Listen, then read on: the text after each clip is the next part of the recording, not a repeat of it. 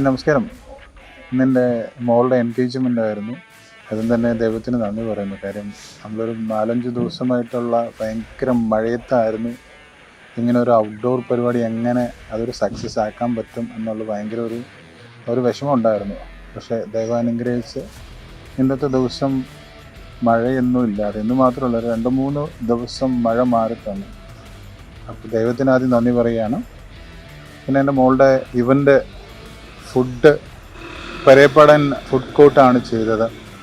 ഞങ്ങളുടെ കുടുംബത്തിൽ ഒരുപാട് ഫങ്ഷൻസ് നടക്കാറുള്ളൊരു കുടുംബമാണ്.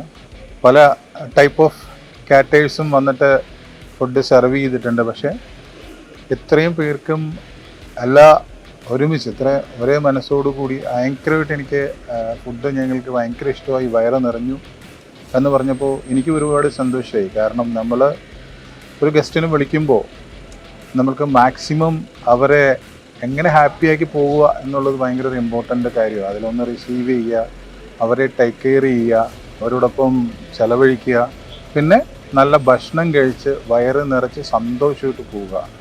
അങ്ങനെ വരുമ്പോഴാണ് ഏത് പരിപാടിയും ഭയങ്കര ഭംഗിയാവുന്നത്, ഒരു നിറവാകുന്നത്. അതിന് പെരേപ്പാടൻ ഫുഡ് കോർട്ടിൻ്റെ നല്ല ഫുഡായിരുന്നു. പിന്നെ അതിനേക്കാൾ ഉപരി അവരുടെ ഒരു സർവീസിങ് അതും ഭയങ്കര ഗംഭീരമായിരുന്നു. അത്രയും ഗംഭീരമായിട്ട് അവർ ഇത്രയും ക്രൗഡ് വന്നെങ്കിൽ പോലും, ഇത്രയും വെറൈറ്റി ഫുഡ്സ് ഉണ്ടെങ്കിൽ പോലും അവരുടെ ഒരു ബിഹേവിങ് ആൻഡ് സർവീസ് അടിപൊളിയായിരുന്നു. പെരേപ്പാടൻ ഫുഡ് കോർട്ട് ഒരുപാട് താങ്ക് യു.